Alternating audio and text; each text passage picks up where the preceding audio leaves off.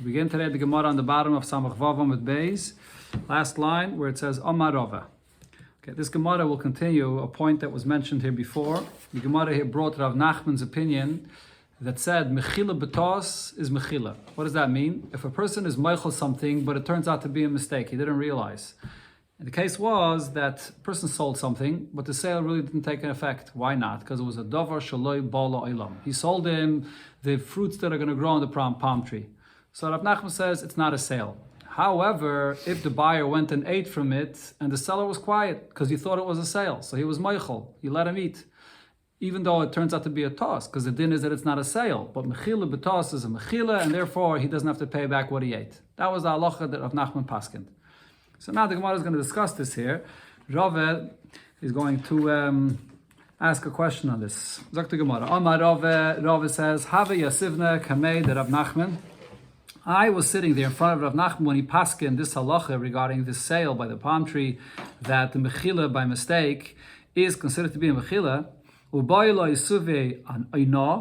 I wanted to ask Rav Nachman a question from the halacha of Eina, which Gemara is soon going to explain what that question is. Now Rav Nachman himself looked at me and realized what the question I wanted to ask is.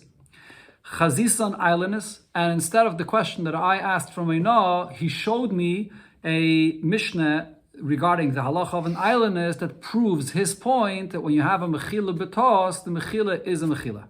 Okay, so now the Gemara is going to spell out what was the question Rava wanted to ask from Eina, and what was the raya that Rav Nachman brought from islandness. So the question is, V'harei Eina, the halacha of Eina that we learned in the previous Perek, when a person buys something and he was overcharged in the amount of a shtus, a sixth. So what's the halacha? You can back out or you get paid back that shtus. Now in that case, by Eina, there's a mechila. You were overcharged, you paid, you were meichel, but it turns out to be a mistake. Then you realize you were overcharged. And over there we say it's not a mechila. You can get your money back. So how could Rav Nachman say that a mechila betos by a sale is a mechila? That was a question that Rava wanted to ask. And over there, it's not by the Eina, it's not considered to be a mechila. Now, V'oidik, Rav Nachman himself looked at me and realized my question, and chazisan islandness. And he showed me the Mishnah that it says regarding islandness, where you see that mechila betas is a mechila. What's the Mishnah of islandness? Harei islandness, the mechila betasi. By the case of an islandess, there's an islandess that gets married, and then we find out that she was an islandess, so the whole marriage turns out to be a mistake. Didn't realize that she was an islandess. And over there, Bahavi Mechila, we see from the following Mishnah that there's a Mechila here, even though it was a mistake, but nevertheless there's a Mechila. So what does the Mishnah say? Etnan, the Mishnah says in Ksubes, Hamema Enes, a woman that is a Katana, and her marriage is not a marriage Manatayra, her mother or her brother, Chacham or Masakin, they can marry her off, so she shouldn't be hefker for people to take advantage of her. So she can refuse the marriage at any time. So that's one case. This girl that's a katana and she refuses the marriage. Or vashnia, a woman that got married to someone, but she's a shnia. Shnia is the secondary arayis, which is the erve, the arayis midrabanan. So it turns out that she was an isser of erve midrabanan, and she agreed to get married. Or v'ha'ailanis, a woman that got married, and now it turns out that she can't give birth. So in all these cases, ein lahen, they don't get. When they leave the marriage, they don't get loik ksubah. They don't get any ksubah money. Now here Rashi spells out what the Mishnah here means by ksubah, and here the details are very relevant for the raya that Rav Nachman is bringing. First of all, what it means is that usually by a divorce you get a payment of a ksubah, which is either 100 or 200. She doesn't get that, but then there's also something else. All the properties that she brought into the marriage, so the husband has to give it back to her as is as she brought it into the marriage. That's the concept of nichsitz in barzel, that the husband gives back to her. So she does not get back those properties that she brought into the ksubah. V'loy peiris, and she also does not get peiris, which means that usually the halacha is regarding a wife that got properties during her marriage. The husband is the one that can eat from the peiris. But over here, she doesn't get back any of the peiris that the husband ate from her properties. Rashi actually explains that over here, in this case, this whole takana of peiris that the husband could eat from it does not really apply. But nevertheless, if the husband ate peiris, she does not get reimbursed for this afterwards. And also v'lei mezainis. If she had to borrow money, if she had to spend money to feed herself, the husband will not have to reimburse her. V'loy balois, if there's clothing that she brought into the marriage and there's worn out clothing that are still available for her to take back, she doesn't get this back either. So what do we see from this case here? So the proof that Rav Nachman is bringing over here is by the case of the islandess. This marriage turns out to be a mekach tos. The whole thing was a mistake. And she brought properties into the marriage and she doesn't get it back. It says if she doesn't get back ksuba, means she doesn't even get back those properties. Why not? Turns out the whole thing was a mistake. Why shouldn't she get it back? Elamai, the answer must be because she's meichelit. She got married. She agreed that he should get these properties, even though it turned out to be a mistake. But it's a mechila betos, and Rav Nachman says from here you see a mechila betos is considered to be that she forgave it. It's a mechila. Okay, so now the Gemara explains that not the question of Rava from Oino, not the raya of Rav Nachman from Eilanis is relevant to our case. V'loihi, both of these are not true. Loya no'avet yufte, not the question from Oino is a question. V'loy Eilanis mesayele, and the raya that Rav Nachman brought from Eilanis is also not a proof either. Loya not yufte, the question that was asked from Oino, why there do we say that if it turns out that you were overcharged the 6, that you can ask back for the money, so you see that there's no mechila betos. The reason why it's not a question is because the loyada de isei Oino the machal gabe. Because the person, when he was overcharged, he didn't realize he's being overcharged. He thought that's the market price. So you can't say that there's a mechila betos here. There was no mechila in the first place. He never realized anything. Can't compare it to the case that Rav Nachman was speaking about before, where you realize someone's eating your fruits and you're meichel, but then you find out the din that really it wasn't a sale. Over here, you thought that this is pashat the market value, so there was no mechila at all. That's why over there, by the Ino of a shtos, you do get back your money.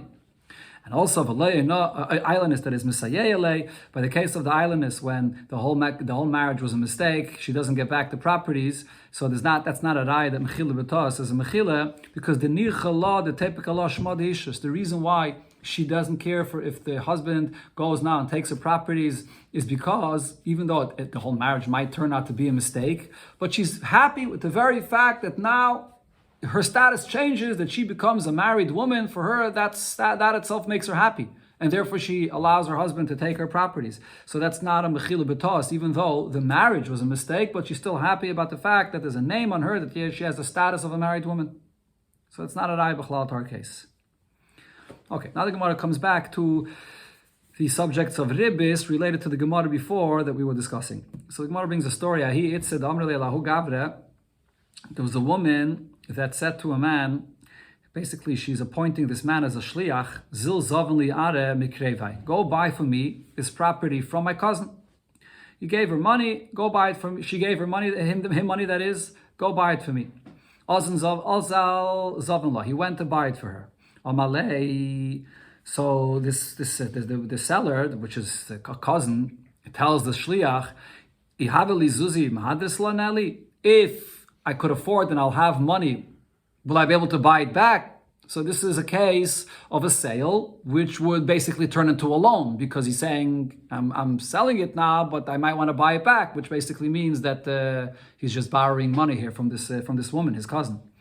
So Amalei, so the shliach tells the seller, At v'navle achi. You and Navle are our brothers or our relatives. Navle, Rashi says in one shot that this was the name of this woman, that her name was Navle. So the shliach tells the seller, look, you and this woman are cousins, so you'll work it out between yourself. Later, if you want to buy it back, it's your cousin. You'll work it out with her. Okay, that's the story that happened over here. So now the question is, what happens if now Hitaka actually wants to pay back and buy back his property, and then it turns into a loan? Now there's a problem of ribis over here. Why is there a problem of ribis? Because she's getting back her money, but in the interim she ate fruits, so it comes out that she's not like a lender. She lent him money for this property, and she's getting back that money, and she also ate fruits. So there's an issue over here, midrabanan, of ribis. So now the continuation of the Gemara here is going to discuss regarding returning the fruits. Is she going to be obligated to return these fruits or not? And the basis of our Gemara is what we learned before in this Perek, according to Rabbi Lazar, that when it comes to ribis menat Torah, or when it comes to ribis ketzutza, fixed ribis, Even after you charge it, you got it, you have to return it. When it comes to avak ribis, which is dust of ribis, the ribis midrabanan, after you got it, you don't have to return it. Okay, let's see. So the Gemara now says like this. Omar Rabba bar Avuna said about this case, Kol at v'navle achi, Omar, anytime you say such a kind of expression, even though it wasn't like made clear that between the buyer and the seller, there's a condition that I'm going to buy it back, but anytime you use such a kind of expression that between you and your brother, your cousin, you can figure it out. Samcha daite v'legamara makniara. He is relying on this, that he will be able to buy back this property, and therefore he didn't make up his mind that he's selling it without the option to buy back. He's only selling it on condition that he can buy it back, which means that it ends up becoming a loan. Okay, so now here the Gemara discusses the question, as I mentioned. Hadra peiri, 1 second. V'legama makni ara. Hadra peiri mai. The question over here is, I got it right over there? V'legama makni, okay. Now, ara hadra, okay, yeah, so now this is how you read it. Ara hadra, the property now will go back to the seller. But the question is, peiri mai. What's the halacha with the fruits? She ate fruits in the interim. So she got back her money, and now she also ate fruits. So that would be ribis. So do we say ribis ktsutza havu, that this is considered to be like fixed ribis, and therefore v'yaitzim b'dayanim? The halach is that such a kind of ribis, the judges force you to pay it back, because this basically turns out being a loan plus fruits that you're eating. So you have to return that. Or no, this is not considered to be ribis ktsutza. Ki avak ribis havu. This is just like a ribis midrabanon. This wasn't really clearly set that you're giving me money and I'm going to give you back the money and you're going to also eat the fruits. It was just like an expression that they're brothers and therefore you'll work it out. So and therefore, even after she got now these fruits plus the payment back, you're not going to have to give back the fruits. That was a shayla. So Amar Rabba bar Avuna then said, Mistavre, it's logical to say, Ki avak ribis havu. It's only like the dust of ribis, it's ribis midrabanan, ben yaitzim b'dayanim. This is not something that the judges will force you to pay back, because it's not something that was clearly set in the beginning, like a ribis minatayra. V'chein amar Rava or Rabbe, Ki avak ribis havu, this is only avak ribis, ben yaitzim b'dayanim. We don't force, it doesn't go out with b'dayanim. Okay, so now Gemara asks regarding a different case how this applies there. Amalei Abaye l'Rabbe, Abaye tells Rabbe, mashkanta mai. What's the halacha of a mashkanta? Which means if you have someone that lent money and then there's a mashkin, there's a collateral, a property that he's holding on to until you pay him back the money. You didn't make up with him anything what he should do with this property, and then the lender goes, while he has this property in his possession, he's eating fruits. He's going and eating fruits, and then you're going to pay him back. So now there's going to be ribis here. You paid him back, and plus he ate fruits. So, but the question over here is regarding this mashkanta. What's the halacha here when he ate those fruits and he gets paid back? Does he have to return this ribis, this value of the fruits that he ate? Do I say, sometime in my mishum delay kotzlei? Over here, the story that we brought before regarding the sale. So over there, the reason why you say that it's just avak ribis is because it wasn't something that was clearly fixed, that I'm getting the money, I'm going to pay you back the money, and you're going to get plus fruits, because it wasn't clearly fixed. So therefore, it's considered to be avak ribis, only the dust of ribis. So Hanami like katzlei. Similar here by this loan, when you give a field for collateral and the lender just goes and eats from the fruits, even though you didn't make that up with him. So because you didn't make it up with him, so therefore it's just avak ribis and it goes back. Or maybe there's a distinction. Hasam zvini. Over there, the story with that woman was, it started off as a sale. It's sort of a sale that turns into a loan. So because it starts off as a sale, over there I say that it's only avak ribis, when she ends up getting back her money plus the fruits. Hachalva. Here though, in the case of a mashkanta, it's a real loan, and there's a collateral, a field, and the lender is eating fruits plus his payment. So maybe over here it's like mamish, like a ribis ktsutza, and you do have to pay it back. Amalei. So he answered, Hasam time mai mishum delay kotzle. No. We do compare, we say just like there by the story of the sale, the reason why it's only avak ribis is because it wasn't fixed clearly. Hachanami lekotzle, here as well, the borrower didn't tell the lender clearly that you're going to eat the fruits and I'm going to pay you in addition as well. So therefore this is only avak ribis, and after he ate it, he doesn't have to give it back. Okay, but now the Gemara goes back to the previous story about the sale, and on this the Gemara brings that there's another opinion that argues in this. Rav Papi said, Ovid Ravino Ovde, Ravine Paskin, regarding such a kind of a case where there was a sale that ends up being a loan because he buys it back. When he has money, he buys it, so then he pays back for it and he gets back his property. And the buyer ate fruits here in the interim. And V'choshev, V'apik, Pedi. And Ravina went and made a calculation regarding how much fruits was eaten over here, and he made him pay back for the fruits. And this is the like Rabbi Baravuna, not like Rabbi Baravuna paskin before. Taisus over here says that the basis of what Ravina is saying here is not mitzad the din of ribis ktsutza that you have to give back. This is avak ribis, but Taisus says the reason is because this is a mechila betos over here. That the person that allowed you to go and eat the fruits from his property, it's because he thought that there was going to be a sale. But now that he's buying it back, so it ends up being a loan. So the whole thing is a mechila betos. He doesn't want you to eat from his fruits. So you eat from the fruits, you have to give it back. That's how Taisus explains what Ravina holds here. So here now the Gemara is going to discuss different halachas in connection to a mashkante. The halacha of a mashkante. So we're talking over here again about a property that the lender gets as a collateral. And here, as we'll see from the continuation of the Gemara, there are two types of mashkantes of this property, how it was done in those times. One is called a mashkante, as the Gemara here says, Hai mashkante ba'asra de mesalki. What does this mean? It's a mashkante that the lender has, and he may go ahead and eat fruits from it, but at any given time, the borrower is allowed to pay and get back the property at any given time. So it's up to the loive to go and pay and get back the property. That's one type of setup regarding this mashkante. But then Rashi later here on this Amud and the Gemara on Amud Beis will say that there's another kind of mashkante here regarding a property, and that is when the lender gets a mashkante and there's a set amount of time that the lender has this property, this mashkante in his possession, and the loive, whether he pays up or not, it doesn't make a difference. Even if he pays up, he can't take the property, the mashkante, back from the malva. In that amount of time, it's locked in for the malva. It remains by him. Only after that period of time does it go back to the loive. To do what? Yeah, you can eat the paytas. You can use it in that amount of time. Oh, those are the two types of mashkantes that we're talking about over here. Okay, so the Gemara starts off with a mashkante again. Ha mashkante ba'asr de mesalki. This property, which is given as a mashkante to a lender. And the minig in this place is that at any time, the loive can take it back from him if he pays him. So now, Achal Shir Zuzi, if the malva is using this karka and he used enough of its paytis, the value of the money of the loan, misakinanle. So the loive can come and tell the malva, okay, that's it. Give me back this property because you already ate the amount of paytis for my loan.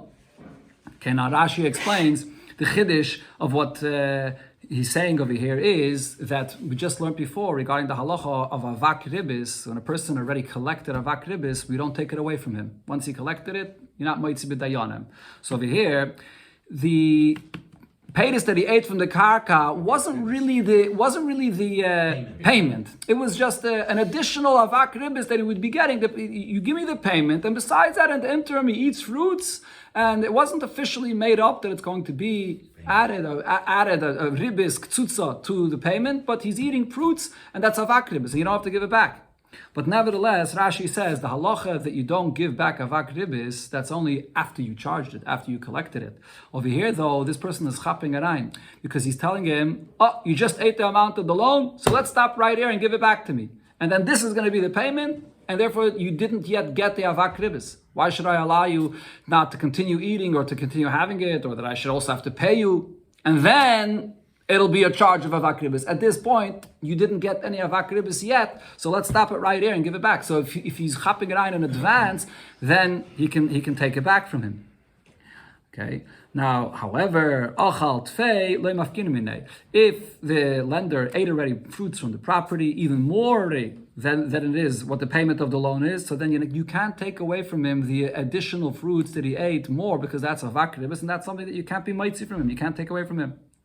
And also because of this, if he owes you money for one shtar, for one loan, and he also owes you money for another loan, you can't tell him, okay, listen, you ate more fruits and you should have for this loan, so let's calculate it also as a payment for the next loan, because then you're being mitzi from him that avak ribis as payment for another loan that he owes you, and you don't have the right to be mitzi from him the avak ribis.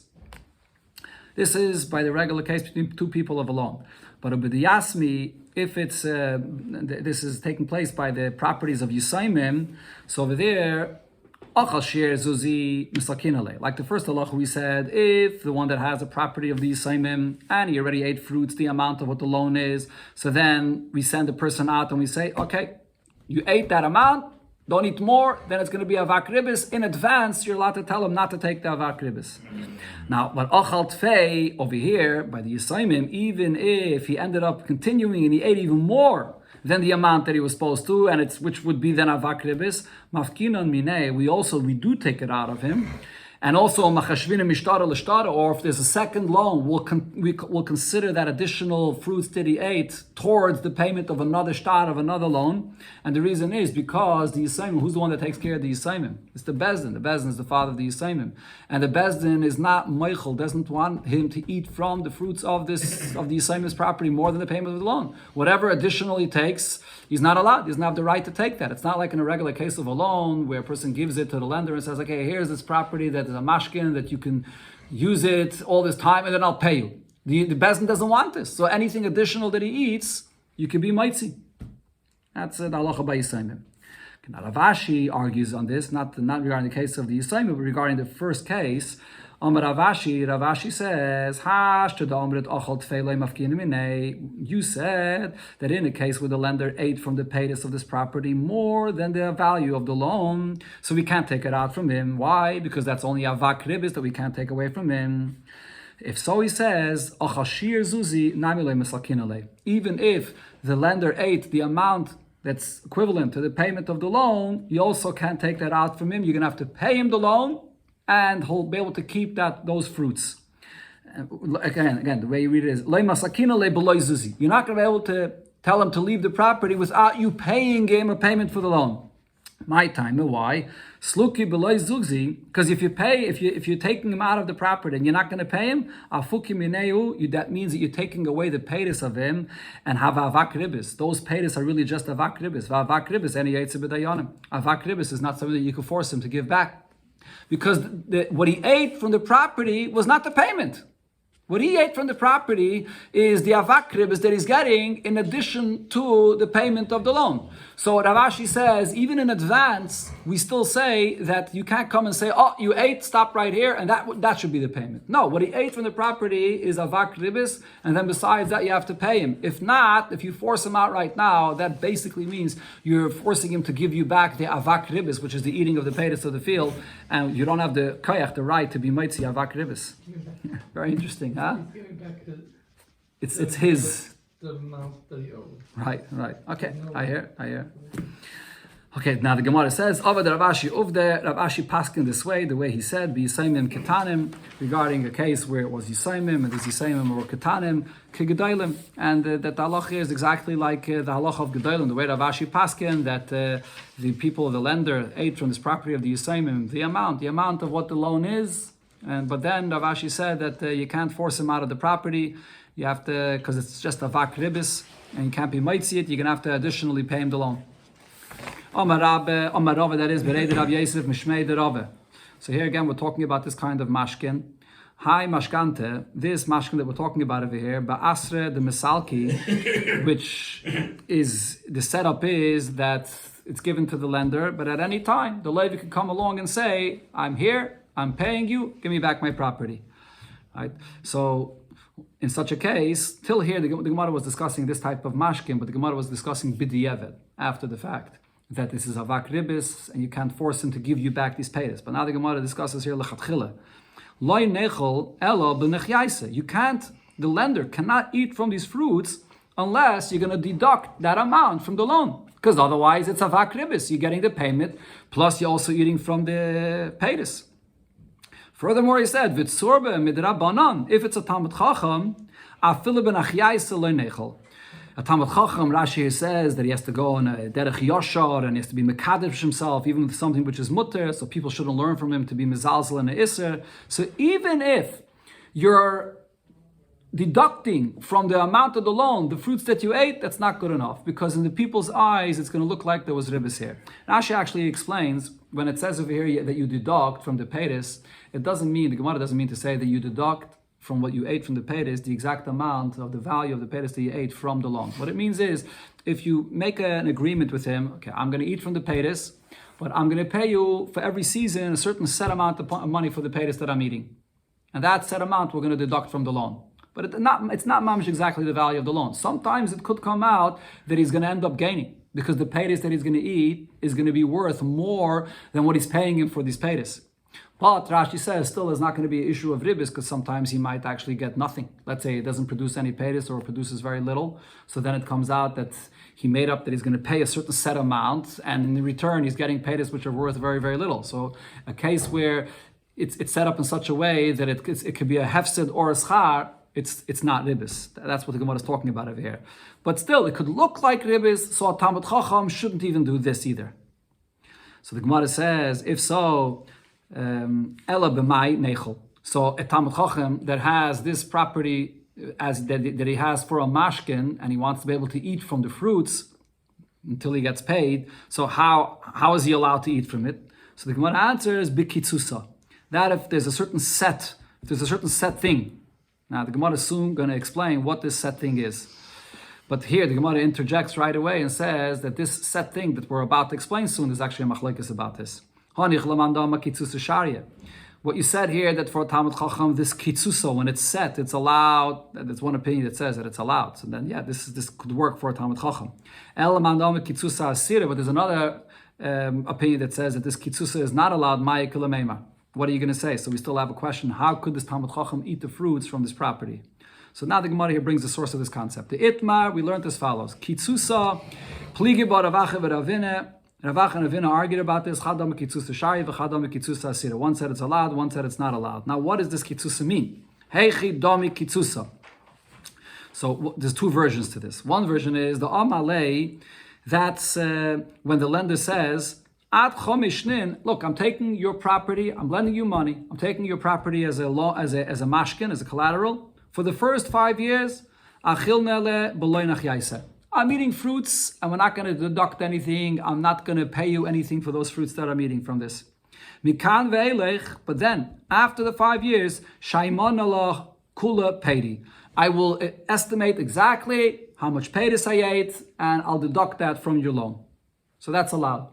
The reason why this is allowed is, Rishonim explain, because it basically looks like this is not really an union of ribbis. Why? Because it basically looks like that you're making sort of a deal with him that you're going to be basically his worker in a property. Just like any worker in a property gets a certain percent of the produce, that's a oris, so a sharecropper. So too, you're basically saying, for 5 years, I'm going to get the fruits. Other 5 years, I'm going to deduct all the value of the fruits is yours. So it just basically looks like that he's a worker here in the property. So therefore, it's not ribbis. And that's one version for this. Ikadamri, another version for this is no, that doesn't work actually. If there's any amount of time over here for this loan, that he's telling him that I have this property of yours, and you don't have to, and I'm not going to give you anything for the fruits that I'm eating. I'm going to take the fruits, and I'm not going to give you anything, and then I'm going to get a payment as well. It's also because it comes out to be avak ribis. What does this kitzusa mean when you set? What do you set? The amalei. The first 5 years I have this property as a mashkin, I'm going to eat benachyaisa. Nachyaisa means that I'm going to pay you a certain set amount for each season that I eat peiris. Mikam ve'elech, then after that, shaiman alacha kulu peiri. It's not going to be a set amount, I'm actually going to give you the exact amount of peiris that I ate, we're going to deduct from the loan. Then it's allowed. Okay, so those are the two versions of what this ketzaisa means. And there's a machlokes here about this, if this is allowed or not. So now the Gemara concludes the question and explains, Man dasa b'kamaisa, the one that says that in the first case it's not allowed, because over there, for the first 5 years, you're actually not paying anything for those paydas. You're getting extra paydas. So he says that that's not allowed. Shari b'basraise. In the second scenario that we just said, that you are paying a certain set amount even for the first 5 years, he holds that would be allowed. So if that's the case, going back to the Talmud Chacham, that's how a Talmud Chacham has to do it. That would be allowed. But man also b'basraise, the one that says that in the Ikeda Amri, in the second version, the way we said this, that even there's one opinion that says that it's not allowed, even though you're making up with him, first 5 years I'm going to give you a set amount, the second 5 years I'm going to deduct exactly, but that's still not allowed. So then so then going back to the Talmud Chacham, how is he allowed to eat from the fruits of this collateral, the property that he has, that it shouldn't even look like ribis? So the Gemara answers, Shari, it'll be allowed in the following Gaifen, Ki mashkante de surah. This is a mashkin, the way it was done in the city of Surah. The Kasviba, they would write into the document of the deal of this mashkin, Hachi, as follows. The Mishlam Shnaya Ilain, when the following years are over, Tepik Arada below Kesef. You'll get back this property without any money.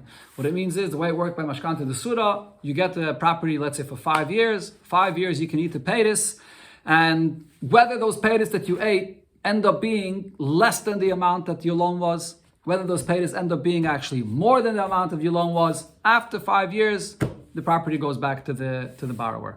So this does not look like ribis at all. It basically looks like you bought this property, sort of you paid money to invest. It's like an investment to be able to use this property for a certain amount of time. You took a certain risk.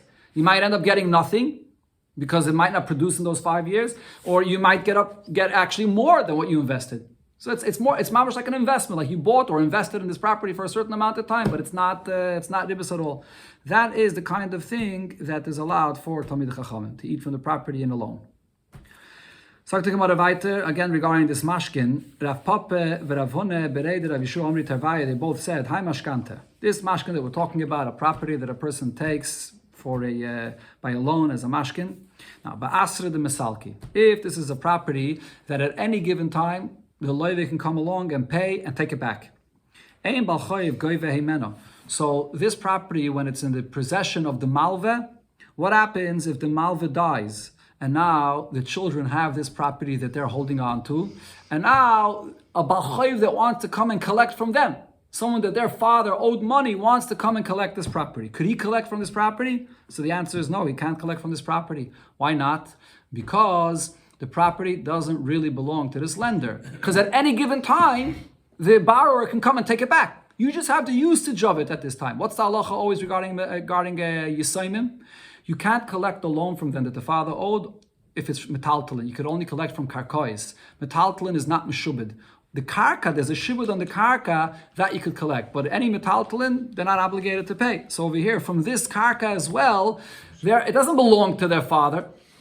And at any time the borrower could take it. So therefore, their balchayiv cannot collect from it.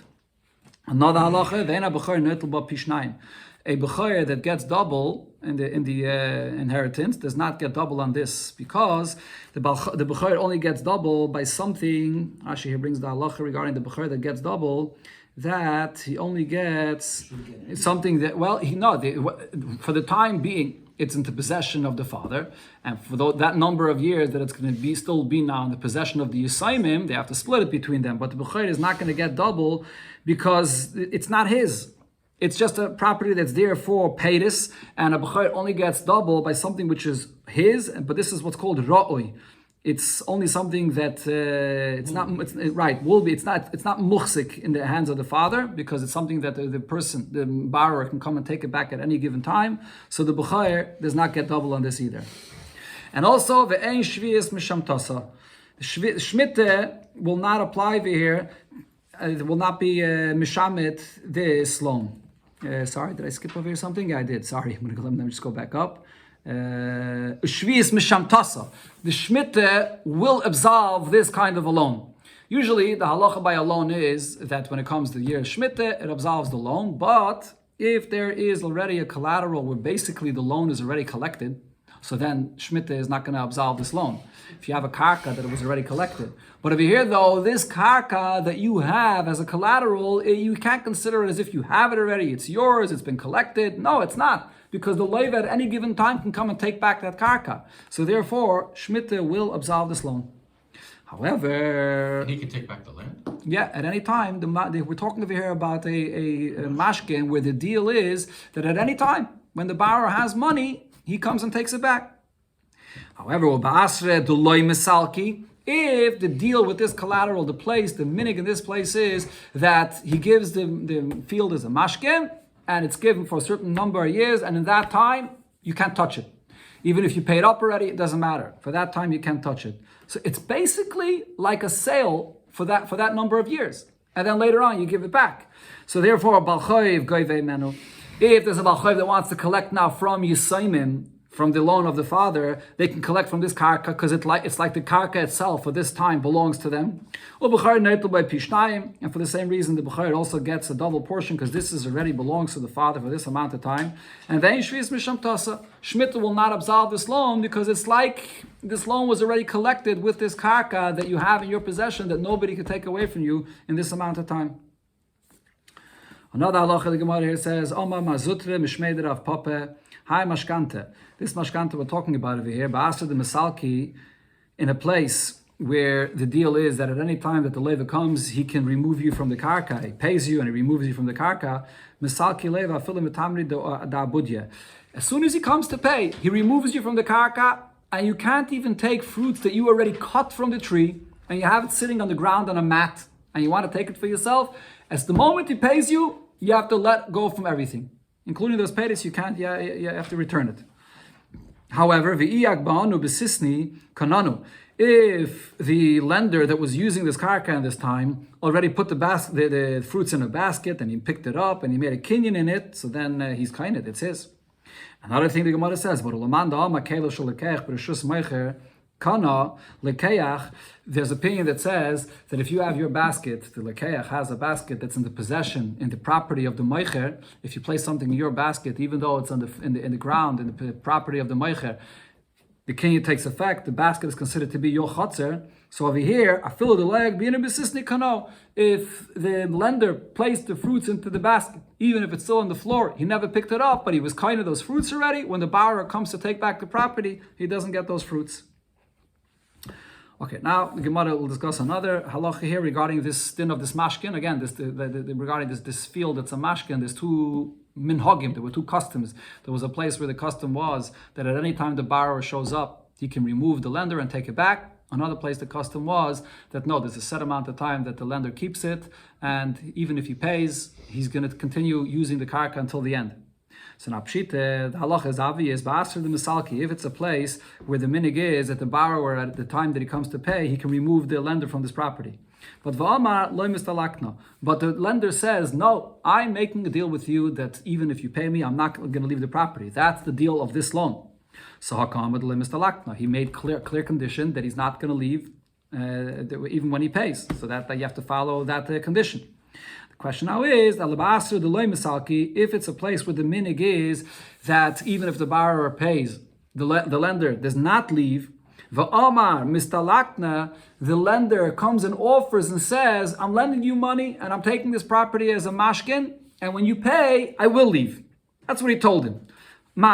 What's with these words? Do I say that the words are not good enough? You have to make a proper kinyan in order that the words should take effect.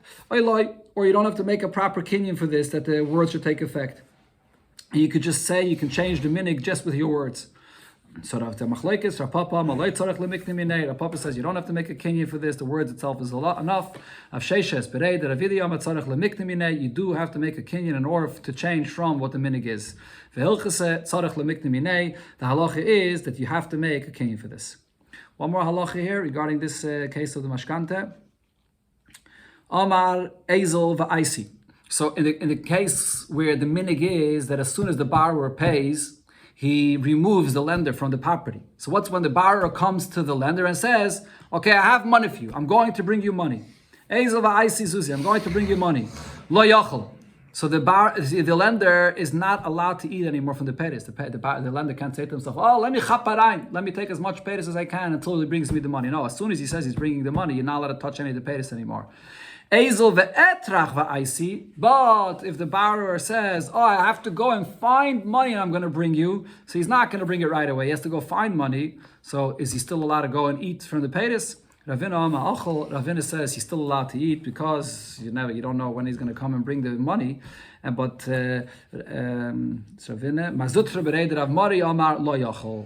once he tells him that he's not allowed to eat from it anymore, the halach is that after that he's not allowed to eat anymore from the fruits of this karka.